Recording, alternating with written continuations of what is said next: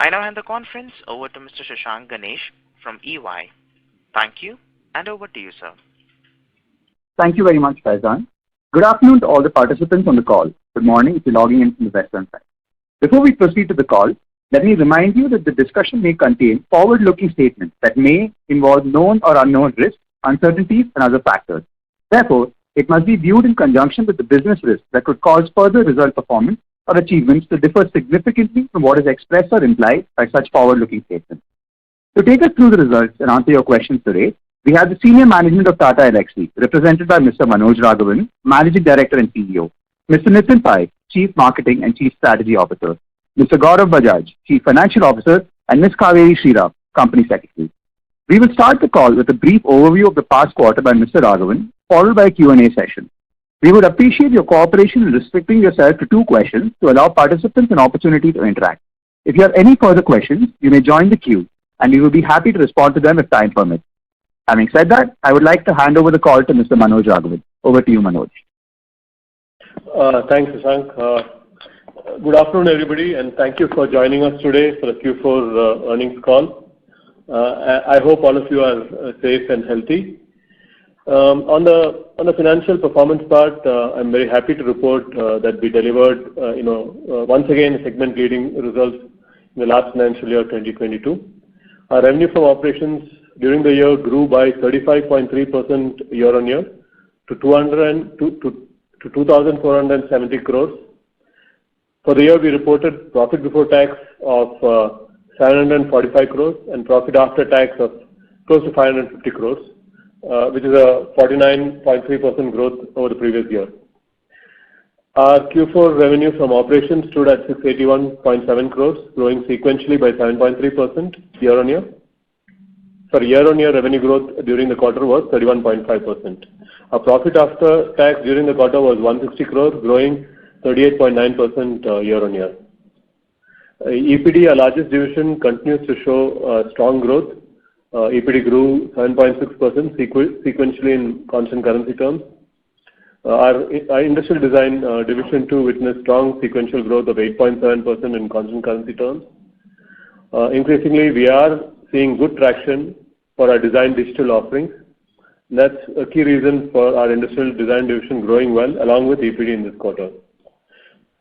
Our transportation business unit grew 8.3% sequentially in constant currency terms during the quarter, which was aided by large deal wins across autonomous electric vehicles and digital. We won new customers as well as multi-year deals across geographies led by Europe. We were selected by a leading German Tier 1 supplier for establishing an offshore development center for autonomous driving and ADAS technologies. We won multi-year, multi-million-dollar deal for EV system development from a global automotive leader. Our media and communication business unit continues to demonstrate consistent growth, growing 7.2% sequentially in constant currency terms in the last quarter. This growth again is powered by large deals and market share we are gaining from competition and transformation as well as platform-led deals. As an example, we won a 5-year deal with a Middle East broadcasting leader for an end-to-end streaming video implementation and multi-year operational support. This is a truly designed digital deal, which includes end-to-end streaming video solution, the IP that we have, TEPlay, Tata Elxsi's white label streaming video and OTT solution, research, experience design, UX and UI from our design team.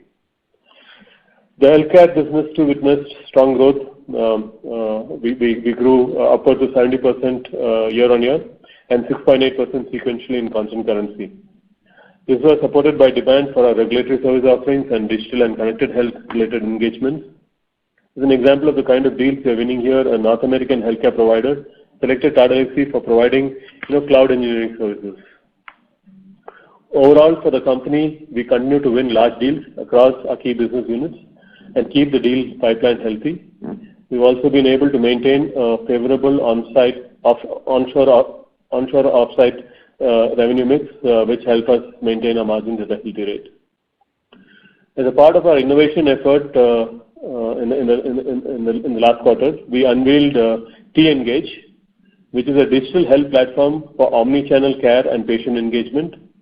This was launched at the HIMSS Global Health Conference and exhibition in March 2022. We are also taking a strong position on the ESG front. Tata Elxsi has committed itself to ambitious goals of achieving 100% carbon neutrality by 2030, and by 2025 we aim to halve our carbon footprint. We have outlined multiple streams of action along the key areas of materiality for the company. On the talent front, we are all aware of the current supply side challenges that the industry is facing. And we continue to invest in accelerated hiring of both freshers and lateral talent, as well as training and leadership development for our future.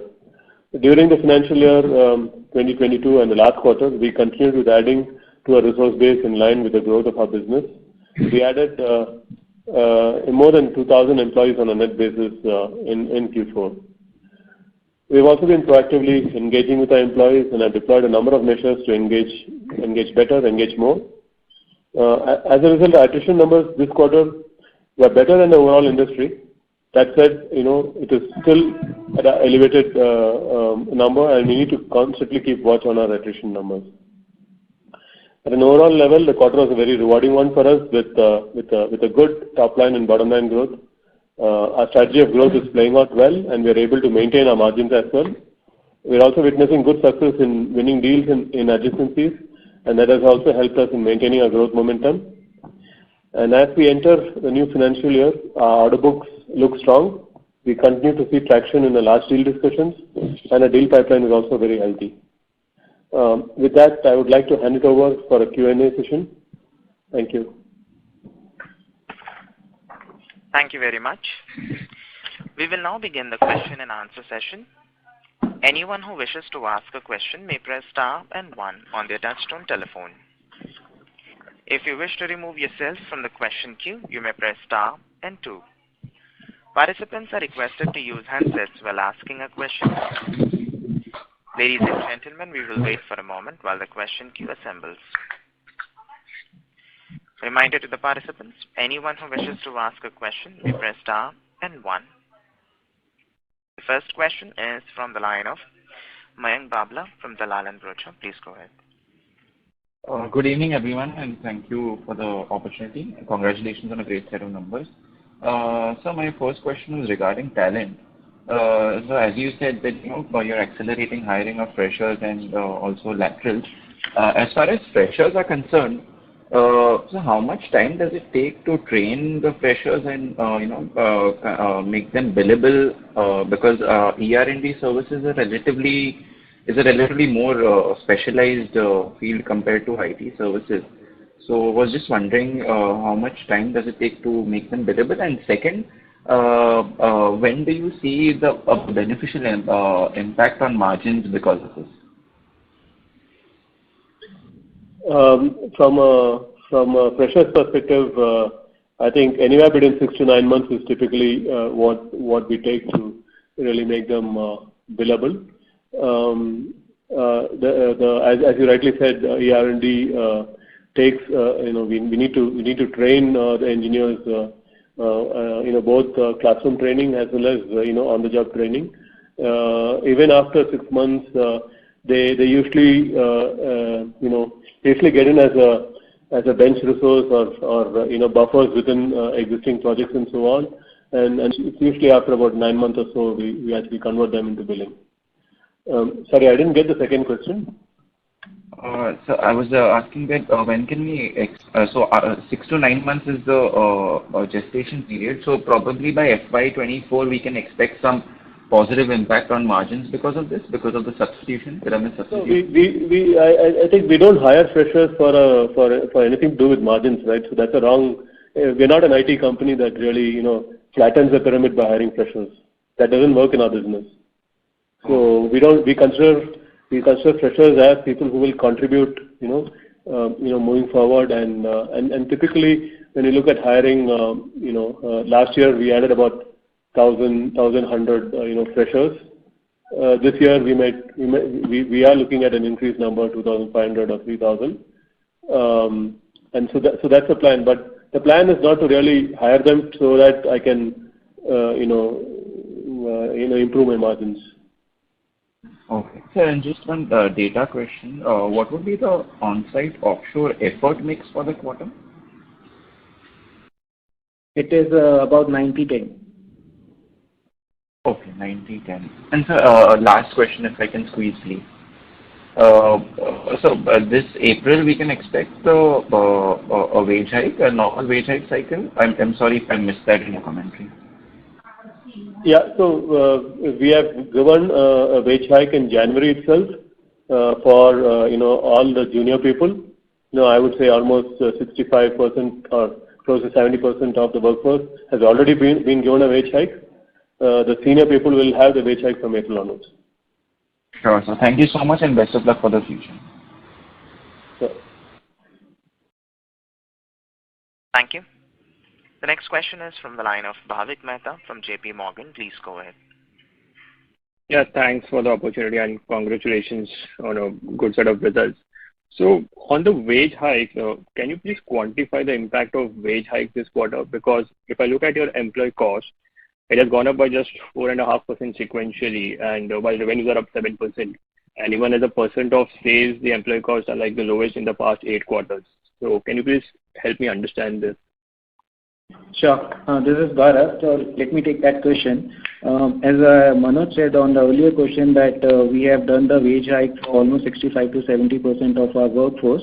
On a quarterly basis, the impact of the wage hike is about 150 basis points. However, that has been partially offset by the other operating levers that are present in the organization in terms of the utilizations or the pyramid rationalizations, and also it has been helped by the better realization from our fixed price projects and some of the rate hikes. So net the impact what you see is already partially offset during the quarter, and what we believe that with our volumes and further leverage on the operating efficiencies, we would be able to kind of neutralize that over the next 1 or 2 quarters. Okay, that's helpful. And just looking at FY23, what are the headwinds and tailwinds you're looking on the margin side? Because the supply issues remain elevated, and there could be some potential return of travel and facility costs also coming back next year. So how should we look at margins for FY23? Yeah, so let me take that again. Of course, there are certain, inflations and cost inflations in the industry, and there are supply chain constraints, and that is not, hidden from anyone. And I think we have been taking the right steps, whether in terms of the wage hikes, retention, or the employee engagement. Of course, with all those, the supply chain constraints and the wage hike that we have done, but we think that is important from the, the employee perspective, because that will help us in terms of, retaining the key talent to deliver on our, critical projects and all the deals and the new programs that we are winning. But I think there are enough levers available, to neutralize, as I said on the earlier question as well, whether that is our offshore-centric model on the delivery or the, the superior management execution on the projects. We said that, our FP is already, fixed price project is already 54% of the total delivery. But what we see that is helping us in terms of the bottom line, because we are able to, execute perfectly, deliver those projects on time, and that is helping us in terms of realizing the better rates. We are able to source better rate hikes on the T&M engagements also from the customers. Thirdly, I think the forex currency is also supportive. That will also help to in terms of setting off some of these cost inflation impacts, whether in terms of the wage hikes or the attritions. And thirdly and lastly, I would say that I think we are expanding, and with our volumes and the scales, I think that some of the other cost line items would be non-linear, which will help us, in terms of maintaining or I would say, subsetting the margins, inflation on the margins. And we are also expanding into the, the SEZ, which will also help in terms of, bringing down our effective tax rate. So net, I think we see there are enough levers available for us to, to manage our margin well in the range that we are operating today. Okay. Thank you. That's it from my side. Thank you. The next question is from the line of Vimal Gohil from Union Mutual Fund. Please go ahead. Yeah, thank you for the opportunity. Sir, firstly, the question is related to the previous one. On the fixed price projects, I think that has been one of the big levers for margin, for your margins. You got better realizations there. and over a period of time, we've seen the fixed price projects increase in terms of mix. Now, could you just give us some sense based on your assessment of your own contract or your own deal pipeline as to how sustainable are these fixed price project mix going forward? That's question number one. The second one is on the impact. How do we see this impact of the your OTT apps seeing some sort of a slowdown? We've seen the recent results of Netflix. They had a severe impact of losing subscribers. So how should we read the impact on that? And lastly, if you could just highlight, you've seen a bit of hiring slowdown. I mean, in Q2 we saw 705 people getting employed. We've seen half of that in this particular quarter versus what we've observed generally in the industry is that the industry is sitting at lifetime high, hiring. So how should we read that data point? Thanks. Okay. Let me take the first one. I think your first question was on the sustainability of the fixed price projects. I think for the last few years, if you see that we have been operating in a range of 50-50, plus minus, and I feel that in the for next 1 or 2 years that ratio and proportion is not going to change much. It could move 2%, 3% here or there, but it's going to be in this range about. Yeah. On the second question, Vimal, OTT and OTT slowdown, this is Nitin here. Let me take that. I think what you're seeing from Netflix is really the intensity of competition in the market and not so much turning away or a slowdown in demand for OTT. Right? So I think there is a fundamental difference there. One is if there is an overall decrease in demand for OTT itself. And the second is whether there is increased competition in which is then taking away customer wallet and customer money away from Netflix. I think it's really the latter. So to that extent, more power to us because we are all for more competition because that powers more deals for us. That powers what we are in business for. No, absolutely. As Nitin said, I don't think there is a slowdown in the OTT market. I'm not sure why you read it. If you're making that assumption from the Netflix news, then I think that's a wrong assumption. Hiring slowdown in Q4. Typically our freshers typically come in Q2 and Q3, and that is why you will see slightly higher numbers that we have added in Q2 and Q3. So it has nothing to do with slowing down and so on. We continue to add people. So I think over the last 3 quarters we have added upwards of 1,000 hires each quarter. So I think we are pretty good there. So fresher addition for 23, is it quantifiable? How many freshers are you expected to add? We are expecting to add between 2,500 to 3,000 freshers. And in 22, how much is it? How much have you added? We've added about 1,100 or so. 1,100, and that is going to go to 2,500 to 3,000. Almost. Yeah. Oh, great. Okay. Thank you so much, sir. All the very best. Sure. Thank you. The next question is from the line of Ankur Jain from Research India Private Limited. Please go ahead. Hi, sir. Thanks for taking my question. I had a couple of questions. So my first question was with respect to the recently launched platform, T-Engage, that we have launched. So just wanted to understand what kind of response we have got. Did we got any major deals on this? And my second question is about the Renaissance and Tata Elxsi EV Innovation Center that we have established. So what potential benefits do we see from this partnership? Sure. So Ankur, maybe I'll take that. This is Nitin here. T-Engage, as you note, we actually did a global launch for it just towards the end of March. Right? So we are really just about 3 weeks, 4 weeks into the time from where we first launched it and announced it to the world. Having said that, we've had a brilliant response in US because we were very clear that our first target market should be US. Our first deal should result from there. And I think we are already having multiple customer conversations, enormous interest in what the platform represents and the direction that we're taking in terms of leading with patient experience. Right? Typically because most of the platforms that have been developed more to serve the operational needs of hospitals. We are taking a different view. that it comes from an experience perspective rather than an operational perspective. So that's a quick view on T-Engage. I think we just have to wait because we also know that platform deals always take time. One is to establish interest. The second is to actually get people to adopt because this is a major decision for them. It's just not a one-time consumption. So we expect that it will take some time, but I think there are good times ahead. On the NEVIC, which is our next generation EV innovation center, I think it's really about a fundamental point that the world is divided into two parts, right? Traditional OEMs who know how to build vehicles but are now trying to make them electric and build in digital layers on top in terms of connectivity, IoT, data management and so on. And you have the other world which is digital to start with and they're now trying to build vehicles, right? And this is really the kind of companies that you see in the world.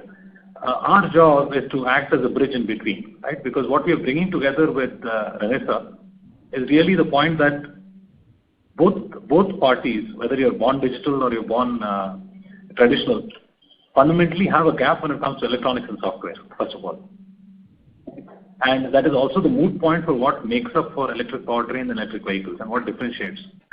So our job is to make that journey faster and easier for both sides. And then for the traditional OEMs, we have other offerings including Tether, which is a connected vehicle platform and so on, which we believe will be an added value offering on top. So to that extent, it is a core offering of electronics and software that is needed to accelerate electric powertrain development and a layer of software that comes above, which powers the digital part for customers who need that. We're really targeting India to start with, India and APAC, and then we want to go global, right? Because we're very sharp in our focus. Our general EV capabilities apply to everybody, but they are predominantly passenger car. So what we're doing now is we're targeting the two-wheeler, three-wheeler, light vehicle segments. And for those markets, we believe they're far more sensitive to cost and time pressures, and that is where ready-made offerings help. They are not going to go down on a path of full development. So just to add to this, are we planning to launch our own operating system for automobile division? No. Okay. Yeah, thanks. Thanks so much. Thank you. Thank you. The next question is from the line of Karan Uppal from Phillip Capital. Please go ahead. Yeah, thanks for the opportunity. The two questions from my side. One on the on-site offshore effort mix, you spoke about 10 to 90. So is it historical low for you, or what is the normal on-site offshore effort mix? And do you expect this to reverse in FY23, which can be a margin headwind? That is question number one. The second question is on transport vertical. It would be very helpful if you can give some color in terms of the demand in the sub-verticals of transport, let's say ADAS, EV and connected vehicles. How are you seeing the demand? And if it is possible to quantify the contribution of these three sub-verticals, that would be really helpful. Thanks. Sure. So our on-site offshore, I think it has been in this 1090 for I think a couple of quarters at least, or in and around this. Pre-COVID, I think it was more like 30-70 or something around that, right? So whether it will go back to those levels, I don't think it will go back to those levels. It could settle somewhere in between. But for now, I think we're okay with this number. And as long as our customers don't insist on everybody coming on site and so on, our delivery processes are structured very well in such a way that we can deliver offshore remotely. And I think we would want to leverage that, so that we can deliver both cost benefits to our customers as well as, from a margin perspective also, retain the sort of, margins that we have at this point in time.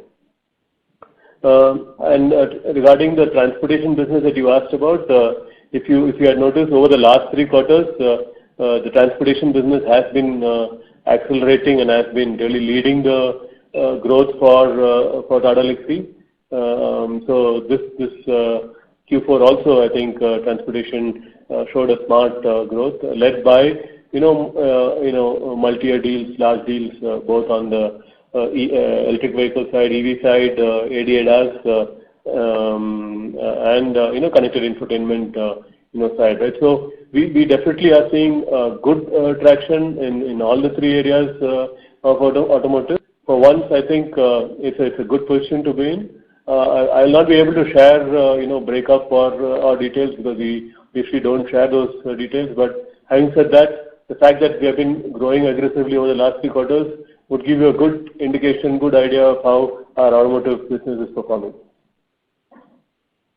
Sure, sir. Thanks a lot. And last question is on the conflict in Europe. Any impact on your business as such, and specifically from the auto OEMs and tier 1 side? Sorry, talking of the Russia-Ukraine piece, right? Did you talk about the conflict? Yes. I'm sorry, we missed the question. Yeah, I'm talking about that. No. The war. Okay. I don't think there is any. We are not seeing any effect of that. We don't have any customers or any development centers in that geography, in that part of the world. And so far as most of our customers are in the Western Europe region, and we have not seen any slowdown or any effect of this on any of our projects so far. Sure, sir. Thanks a lot. Thank you. Thank you. The next question is from the line of Navin Botra, individual investor. Please go ahead. Yeah. Congratulations, sir, for excellent set of numbers. My question is partly, we have answered partly regarding the hiring outlook. If you can guide us about the net hiring targets for this year in view of the accelerated fresher hiring you told us about 2,500 to 3,000. So if you can enlighten on this one. In view of the high attrition rate of 20% and high demand outlook, how do you see the net hiring outlook for the current year, sir? Because we added around 27% of our employees in the last concluded financial year. So in this view, if you can enlighten us on the net hiring targets for this year. You're talking of net hiring targets, sir? No, we don't have net hiring targets, right? We really don't. I mean, we can't work like that because it is such a dynamic world that we are in, right? So we only have gross hiring targets, and and of course, every quarter we need to really see how we can control attrition and so on, right? So the numbers that I talked to you are all gross numbers, right? And if you look at it, the last year we added upwards of 2,000 people net. Yeah. So I mean, if you ask me a number, I would say net hiring will be somewhere in between 3,000 to 3,500. But we have not really planned it in that way. Okay. Because in this financial year, we added around 27%, that you said 2,014 employees, net employees, and our revenue has gone up by 35%. Some currency impact is also there. So, currency impact is there, utilization is also there. Then, of course, lot of, fixed price, project impact is there. Yeah. And there is, of course, IPs and platforms and all of that. So, all of that put together. Okay. So this trend you see continuing for this financial year as well, because we are signing the many multi-year deals now. So you would be having some outlook on this one. Yeah, definitely. I think we have as compared to, I would say, when starting of the last financial year, I'm starting with a much healthier order book this financial year.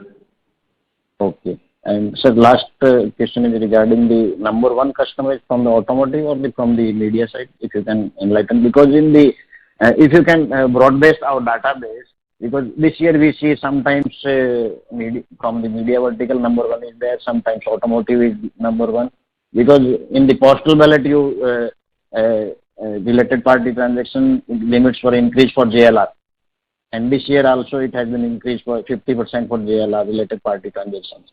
So in the data set, if you can provide us the more granular data about this is from automotive or this is from media side, because the earlier all the periods it was JLR.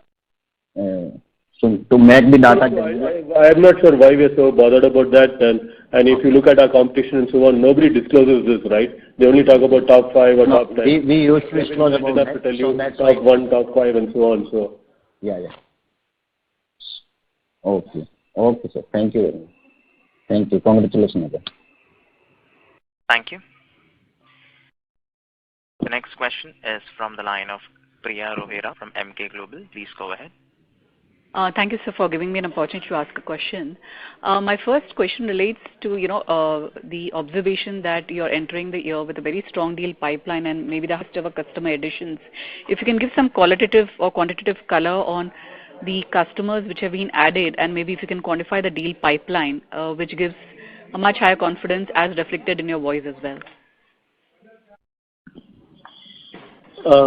Usually we don't give the details, quantitative details about deal pipeline and so on. But having said that, I think in each of the quarters we have been talking of a number of addition of new customers, whether it's in the automotive area, the OEM customers as well as supplier, companies. So some of the leading automotive companies, both OEMs as well as suppliers are our customers right now, and a few of them have been added in the last financial year with a multi-year, multi-million-dollar, sort of deal pipelines and so on, right? So I think if you look at the automotive, industry, both with OEMs, including new age OEMs, as well as the suppliers, we won some very good deals in the last financial year, and that has actually helped, accelerate, the automotive, growth over the last 3 quarters that we have seen. On the media and communications, again, we continue to talk about the new deals that we have been winning. Like last quarter, we talked about the operator customer that we have won in the Middle East. So the good part about the media and communication businesses, traditionally we have been focused on the US as well as Europe. But in this last financial year, we have expanded geographically also. We now have customers in Latin America. We have customers in Middle East and Africa. And of course, we have a lot of customers in India as well. So from that point of view, definitely from a media and communication perspective, we have shown steady growth, steady customer, steady revenue growth, and that has come with new customer additions in all these new geographies. At the same time, we've also been able to win, platform deals, our own intellectual properties and products. So that's also another key area for us where we are investing in. On the medical side, again, we've in each quarters we've talked about the large deals that we have won, and as compared to the previous financial year, we have grown close to about 66 to 67%. That would indicate the sort of growth that we have seen in that particular business. So I would say overall, as compared to the previous financial year, we've had good deal wins. We've opened up new geographies. We have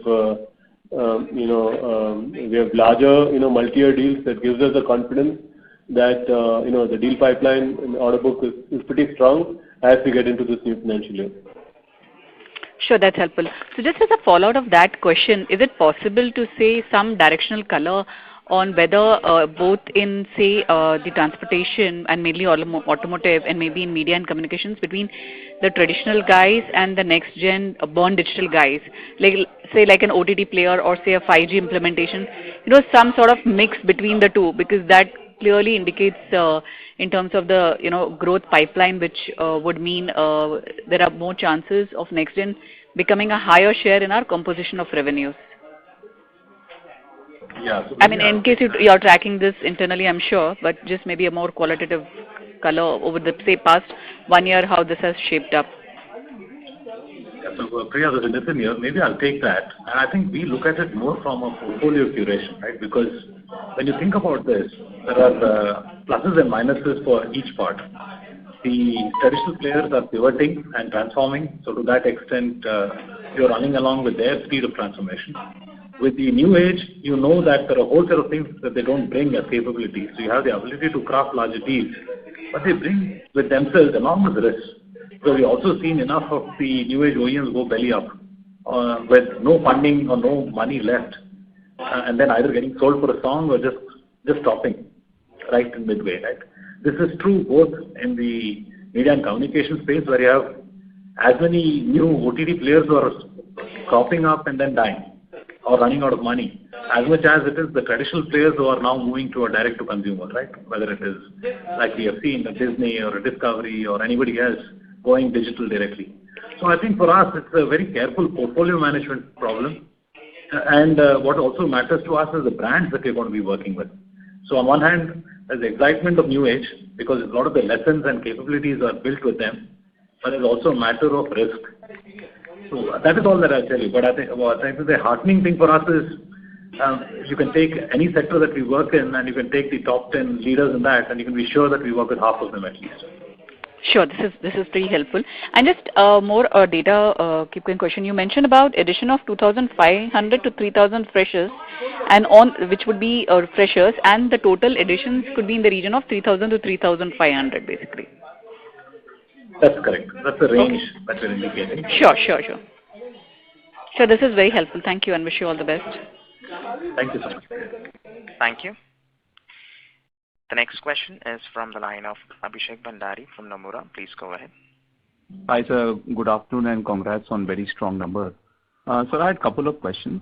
The first is, if you could give some sense on, the mix of your business in terms of, broadly speaking, how much portfolio would be annuity and how much would be, project-driven business for you.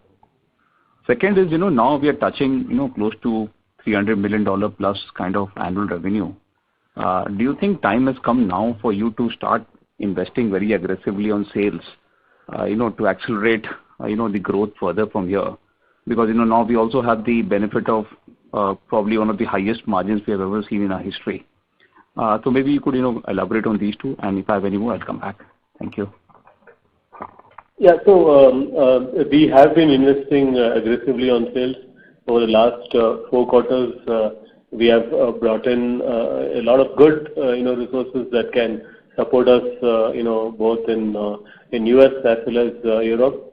So that is a given. I mean that we continue to do, and not just investing in sales resources alone, but also investing in tools and training for them, right? So we have planned something, along those lines. In the Q1 and Q2 of this year. So there are a lot of action definitely a lot of action on the sales front. From an annuity versus fixed price or project-based engagements, what I can tell you is that over the last couple of years, we have moved the needle strongly towards annuity businesses. I'll not really give you a percentage of how much is annuity or how much is fixed bid and so on, but that's a journey that is taking place. And I think the sort of consistency in revenue that you're seeing quarter on quarter is largely because of this the moment from project-based engagements to annuity and long-term customer relationships. And I think that it's a positive trend that we are seeing, and we hope that would continue. Sure, sir. That's helpful. Sir, one last follow-up. So, while I heard through in the call that you don't quantify your pipeline, you only give qualitative color, and possibly the only indicator for us to gauge the growth could be your headcount addition. Could you give us some other indicator, which could give us some sense of, where your business is growing, in terms of, headcount addition is one, but do you think there are anything else what you report, could give us some indication there? Yeah, so I can't imagine what else we can give you, but Abhishek, the simplest one I would say is that if you look at what we have called out as strategic direction, we talked of in the long term our mix of industries going to a 40-40-20, right, between automotive, media and communication and healthcare. And we have moved the needle, of course. We have gone from 2-3 years back where it was 5 in healthcare, about 50 plus in automotive and the rest being media. So we are almost there, 15% in healthcare and about 42-43 each in the other two. If you look at it, the trajectory will continue in that path if you look at our strategic direction. So you take the bulk of the resources hiring and you distribute them back in a 40-40-20 plus ratio, you'll actually get the direction of where we are looking at staffing and where our numbers will come from. That's one way to look at it. The other way to look at it would be, of course, the fact that we are looking at a better balancing of our geo mix. Now that has lesser bearing for us. Why? Because we don't do too much on-site.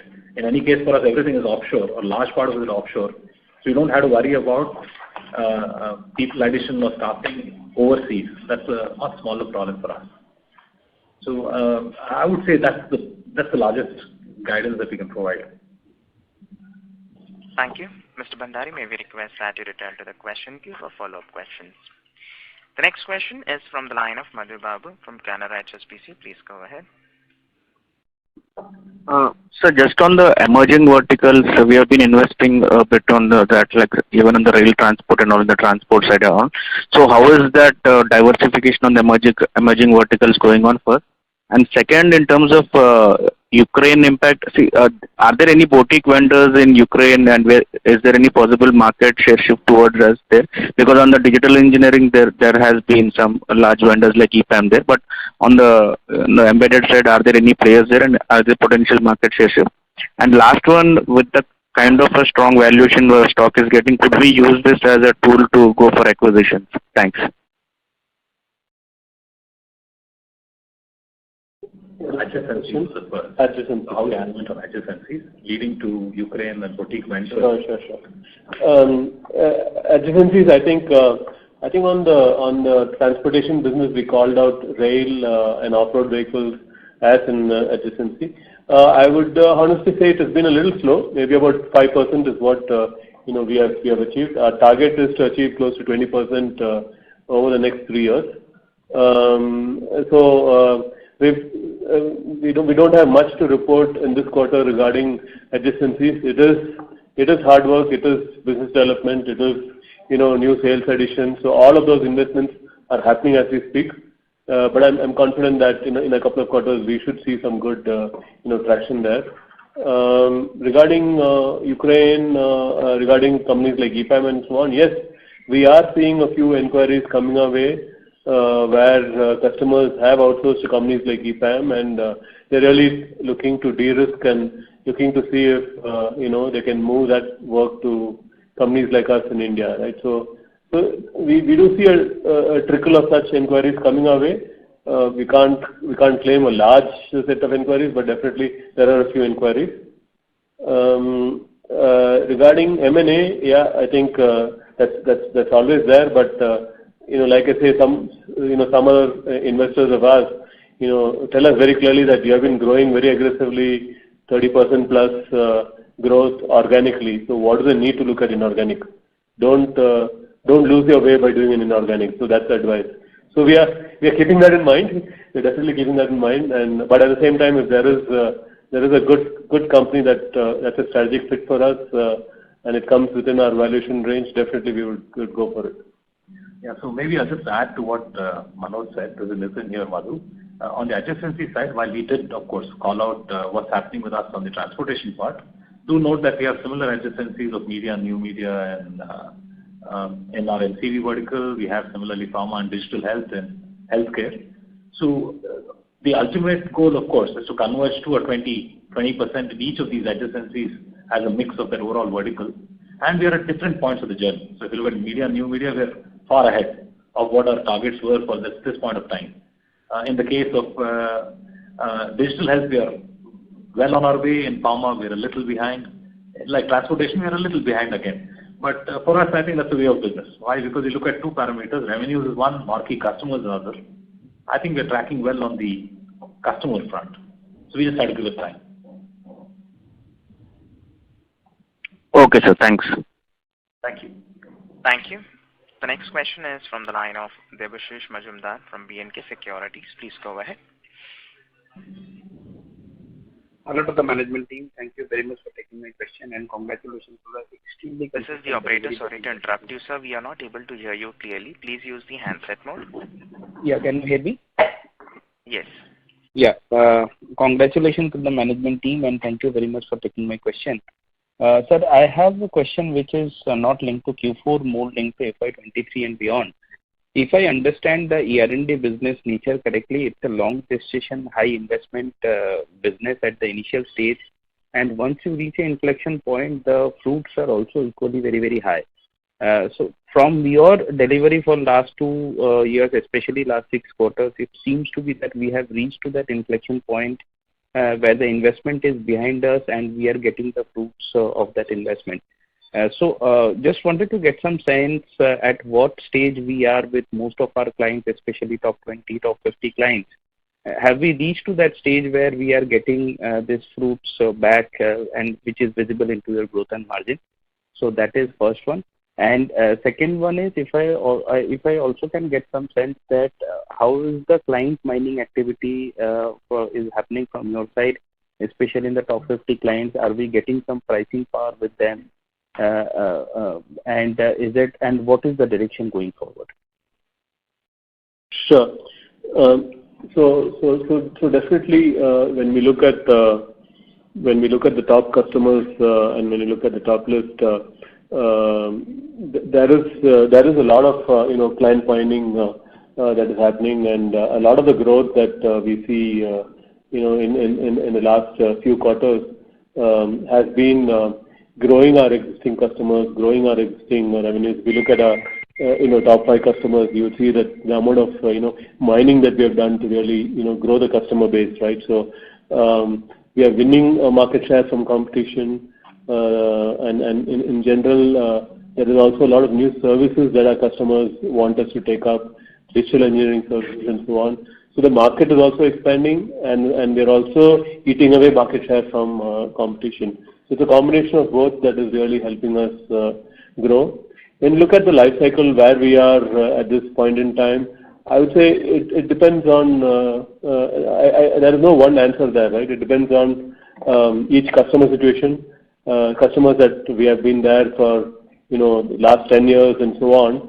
Of course, we are deeply entrenched, and as the customers are looking at new areas, new digital opportunities and so on, we get engaged and, we grow. And in case of customers that have added recently, then there is a lot of headroom. There is a lot of headroom left for us to really tap into and so on.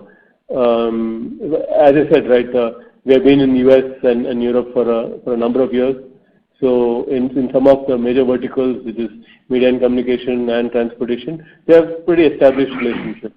In healthcare, it's a relatively new business, so the relationship is still new. There is again a lot of headroom for expansion and really seeing how we can grow. Similarly, from a geography perspective, if you see the newer geographies, we just got in, we're just understanding the markets, and then definitely we believe there is a lot of headroom in each of those geographies as well. So I think at this point in time, I don't think we need to be worried if we have reached a saturation point or so. There is a huge potential available still to be exploited, and I think we are on the right track as far as those pursuits are concerned. Excellent. One last question, if I may squeeze. If you see our last 4 quarters performance, there is no seasonality as such. There are consistent 6 to 7% growth sequentially in each and every quarter. So is it like our business is currently structured in that way that there will not be any seasonality going forward, or at least in the near-term visibility that we have? So that's the last question that I have. Yeah, so if you look at it, not just the last 4 quarters, I think, but the last 7 quarters also we have been consistently growing. So I think that's again due to all the efforts that we have put in of course, one is mining the accounts, 2 is getting those new logos, and getting those multi-year deals also, right? So what happens typically is every quarter when we win these deals, in that quarter the revenue may not be significant. It may be a small revenue, but over the next 2, 3, or 4 quarters is when we really ramp up teams, we mine those accounts, and we keep growing. So as long as we continue to open new logos and get into these large multi-year deals and so on, I think the trajectory is good for us. Excellent. Thank you very much for answering the question. Thank you. Thank you. The next question is from the line of Hiren Ved from Alchemy Capital. Please go ahead. Hi, Manoj and Nitin, and congratulations for consistently delivering superb numbers. Actually, most of my questions are answered, but I guess one of the participants asked that question, and I would reframe it, is that given the kind of tightness that we are seeing in resource availability, right, are you therefore able to translate that into better pricing, especially in the transportation vertical? Yeah. So definitely we've gone back to customers, wherever possible, and we have benefited from, a rate increase also from some of our customers, especially for whom we are been consistently delivering value and so on, right? So we've definitely benefited from that. Yeah, but at the same time, the demand is so much that, the challenge for us is to have those, trained engineers available so that we can tap into that demand. So that's where, we are putting our focus and attention, and I'm sure for the next 2 quarters, that is where the attention would be. Okay, great. And yeah, I mean, I agree with your strategy, and I would recommend that we don't do any hasty acquisitions, because I think there's just enough to grow organically rather than being distracted by any inorganic opportunities, unless obviously, you guys find the right fit. But, thanks again, and keep doing the good work. Congratulations. Thank you, Arun. Thank you. The next question is from the line of Bharat Sheth from Quest Investment Advisors. Please go ahead. Hi, Manoj and Nitin. Congratulations on extremely, which Hiren has already said, so there is no word to put additional word. But Manoj, when we are away, evaluating, inorganic, so which are the gap that we find that thing can, help us in, again, accelerated growth where we are envisaging? Sorry, sir. Can you reframe the question? We didn't get it. Hello. Are you? Sorry, if I can put it this way, when we are evaluating inorganic opportunity, so which are the area which you think that can help? By acquiring can help us in growing accelerated pace. And second, and the new geography which you said, is that Japanese market are we looking, or any other, or if not Japanese, then we were evaluating Japanese market also. So if you can give some color on that. No, so regarding the M&A, typically as we indicated, I think in the earlier calls also, that we're really looking at a few adjacencies that we need to, where we don't have, say, capabilities or the right customer connections and so on. So that is clearly one area where we would focus on to see how we can build capabilities. Or if there's a marquee customer that we want to access, and we have been trying to get into that customer, but for whatever reason we've not been able to get into that, can an acquisition help? If there is an existing vendor that is already working with that customer, can we acquire that company and as a result of which get an access to those customers, right? So those are the things that we look at when we are doing an M&A. From a geography perspective, I talked about Middle East, I talked about Latin America. So these are 2 new geographies that we have entered. When I say entered, we have customers and so on, and we are looking at, should we have a permanent establishment there, right? Should we open up offices, and should we set up, So those are some things that are under active consideration. Japan has always been, we are one of the earliest companies to be in Japan since, I think, 1997 onwards, we have been in Japan. So Japan is not a new geography for us. Of course, Japan has of late not been delivering. That's true for the entire Indian IT industry, right? Japan as a country has sort of fallen off, and it takes that much more effort to get business from Japan. So yeah, but Japan continues to be on our. We continue to have operations, and we continue to service customers there. And sorry, you might have answered this because I joined later. On the platform business that we have launched, so are we looking at kind of a SaaS model? Some of the IP that we have developed, or what is our thought process on that? Yes, on products and platforms, we definitely have a view of leveraging cloud and SaaS. And if you look at T-Engage, which is on our healthcare side, or you look at T-Play, which is our OTT white label platform, they're all fundamentally SaaS in their construct. And the business model is, of course, subscriber-based and linked to growth. So definitely, as far as products and platforms are concerned, we are definitely looking at pivoting SaaS. Is it fair, Nitin, to say that this product has been developed for say, a specific client, and then can it cannibalize our business with those clients if we offer it on the SaaS base to all the people? No. So if you look at what we're developing, for example, OTT and so on, it is meant for those customers who do not have the technological muscle or the financial muscle or the engineering capability to run and manage by themselves, right? So there will always be in the world a set of customers who are saying, look, the platform, ultimately I'm not going to license somebody else's. I'll develop it in-house, but I don't have the capability or the capacity and I need somebody to help me. And that's outsourcing. And there are customers who are going to say, look, I'm not in the job of running technology. My job is content and brand and business. And they will be the tier 2s or regional players or customers who don't look at technology as their core, who are going to say, look, I would rather that the platform came in and did what I need to do. So we see the two segments as very distinct. The ones that we do services for may or may not become platform customers at some point of time, but definitely there's a clear segment which are only platform potential customers. Why? Because they're not going to do the technology on their own.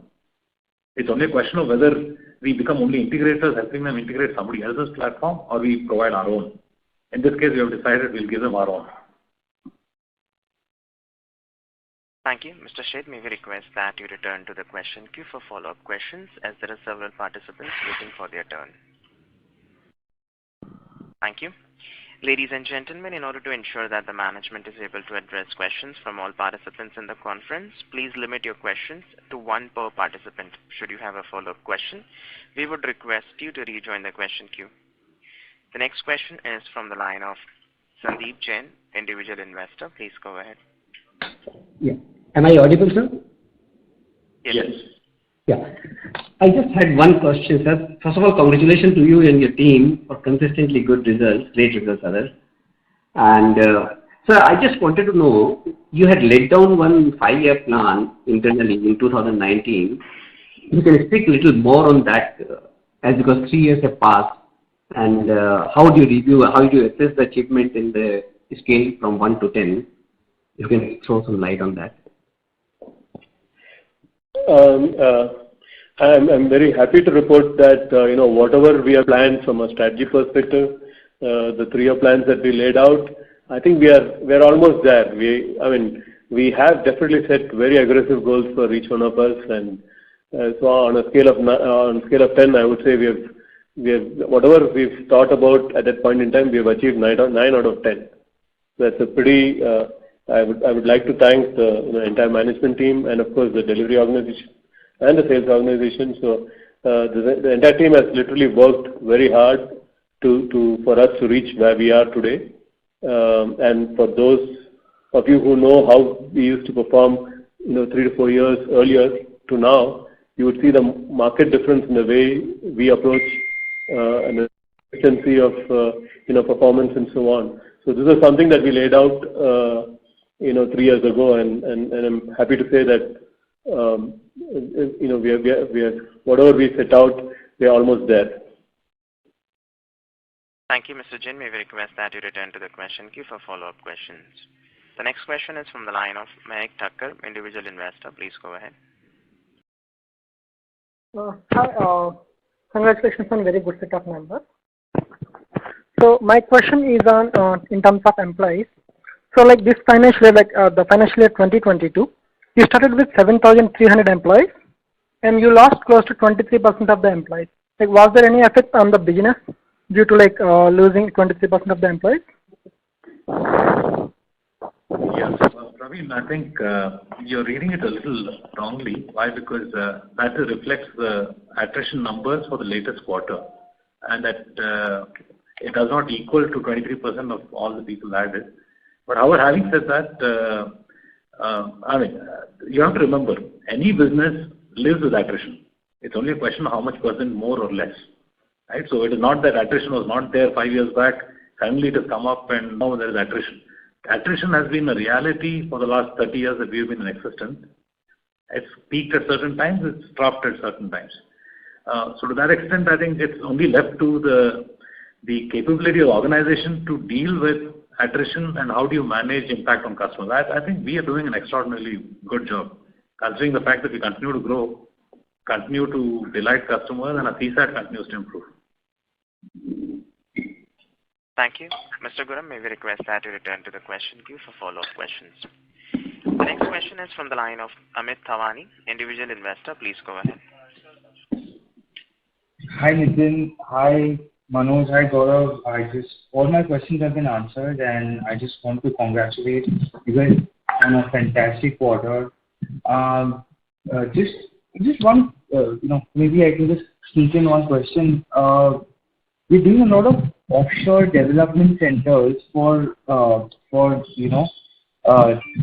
auto ancillary companies.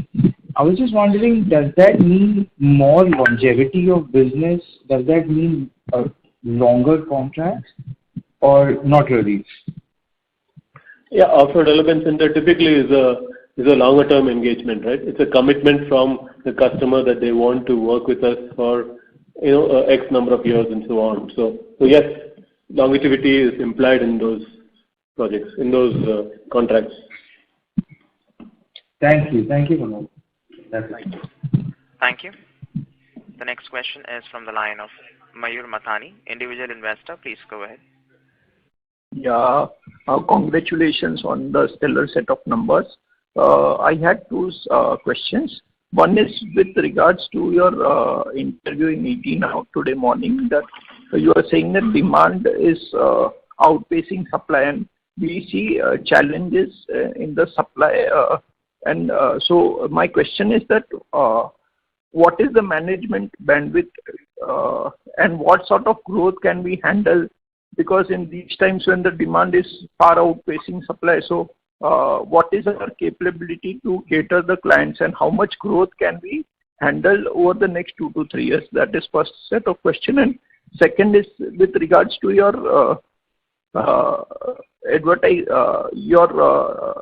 website you mentioned regarding the EdTech sector. So what are your plans in the EdTech sector? Yeah, so as I said today morning in the interview on TV, so as we sit today, when I look at the deal pipeline and when I look at the sort of demand that is coming in and the sort of deals that we are winning, definitely we've never been in such a situation of abundance, right? So we have, so as I said, right, so demand is not an issue. Customers are entrusting more and more work to us. All this great resignation and so on that is happening in the Western region, US or Europe, even the geopolitical situation in Europe, what essentially they're looking at companies, say in India, who both have capacity and the ability to take up these projects, right? So due to all these reasons, we see a lot of demand coming in to India at this point in time. Having said that, when I say supply, I'm not talking of generic engineering capabilities or skills or general engineers. For every project that we need a senior level, a project manager, subject matter expert, an architect, and so on, right? So people who will actually hold those projects and will be able to deliver those projects, right? So the supply for those critical profiles is where there is a shortage, and we are working overtime to see how we can bring in that sort of talent into the organization. At the same time, there are already the existing talent pool which are at mid level within Tata Elxsi, within our organization. We're really seeing how we can quickly upscale them so that they can play those roles. They can play the SME role or the architect role and so on. So we do both. We really see how we can promote our internal talent, and at the same time we also look at how we can hire these people externally. So it's a combination of these that we are doing in this tough market situation. But I'm hopeful that in a quarter or two we will be able to manage this mismatch of demand and supply, and really catch up on the sort of opportunity that lay in front of us. Thank you. Mr. Mathani, may we request that you return to the question queue for follow-up questions. The next question is from the line of Ananda Das Gupta, individual investor. Please go ahead. Yeah, good evening. Am I audible? Yes, you are audible. Yeah. First of all, congratulations for a brilliant result. Now, my question is coming from the investor presentation, what I was reading through. There it's mentioned that you have unveiled recently T-Engage. This is a digital health platform in the USA. What do you think? Is it going to be coming in the future in India also, and what is the scope of that in India? This is my first question. And the second question is that even though the attrition rates of the latest attrition rates compared to other companies are slightly lower, but we are seeing it has increased in the past few quarters. And I agree with what you said earlier on that attrition is part of the business. But what is the level in which the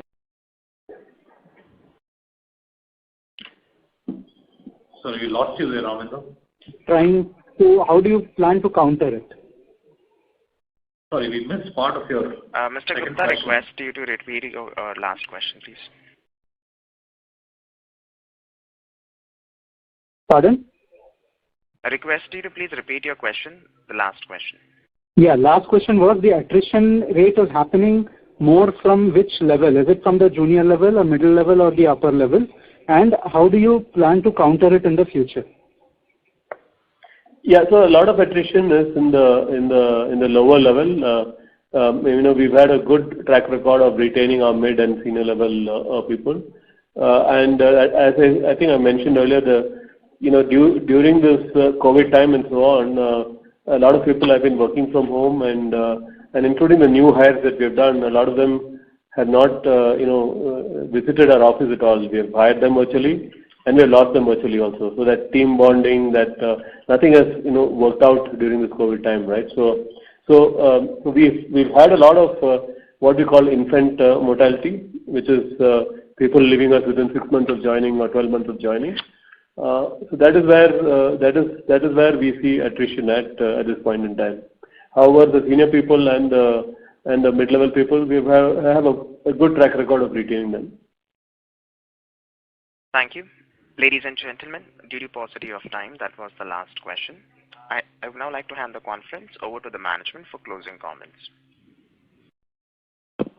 Yeah, hi. Good afternoon, everybody, and thank you so much for joining us on this earnings call.